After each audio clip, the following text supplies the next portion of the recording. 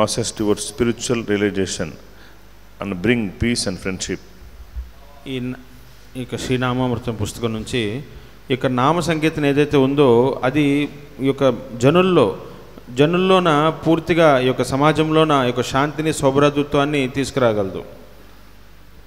The Lord Congregational Sankirtana movement at Puri was a unique exhibition for the mass of people.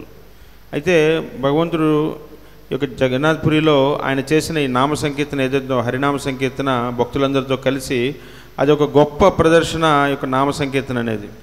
That is the way to turn the masses minds towards spiritual realization. అయితే జనులందరికీ ఈ యొక్క ఆధ్యాత్మిక సాక్షాత్కారానికి తీసుకెళ్లే దారి అది మాత్రమే. The Lord inaugurated this system of mass sankirtana and leaders of all countries can take advantage of this spiritual movement in order to keep the mass of people in a pure state of mind. అయితే భగవంతుడు ఈ యొక్క సామూహిక నామ సంకీర్తనని ఆయన ప్రారంభం చేశాడు. ఆయన మొట్టమొదటిగా మొదలుపెట్టాడు భగవంతుడు. అయితే దీని అంతటినీ అందరూ సద్వినియోగం చేసుకొని ప్రపంచవ్యాప్తంగా ఉండే ఎవరైతే నాయకులు ఉన్నారో వారు ఈ యొక్క అవకాశాన్ని ప్రతి ఒక్కరు తీసుకొని సద్వినియోగం చేసుకోవాలి. It will bring peace and friendship with one another. అయితే ఇది ప్రతి ఒక్కరిలోనూ ఒకరిలో ఒకరికి ఒక శాంతిని సౌభ్రాతృత్వాన్ని తీసుకొస్తుంది. This is now the demand of the present human society all over the world.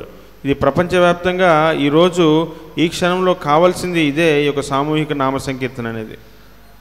It brings peace.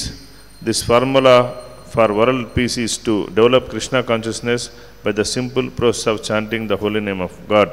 అయితే కేవలం సరళంగా ఈ యొక్క హరినామ సంకీర్తన భగవంతుని యొక్క దివ్యనామాన్ని జపం చేయడం ద్వారా కీర్తనం చేయడం ద్వారా ఇది ప్రపంచ శాంతిని నెలకొల్పుతుంది. కృష్ణ చైతన్యం ద్వారా అన్ని వాంఛనలు తీర్చే కల్పవృక్షం వారు పతితులను ఉద్ధరించేవారు కృపాసాగరులైన వైష్ణవులందరికీ నా గౌరవపూర్వక ప్రణామములు అర్పిస్తున్నాను.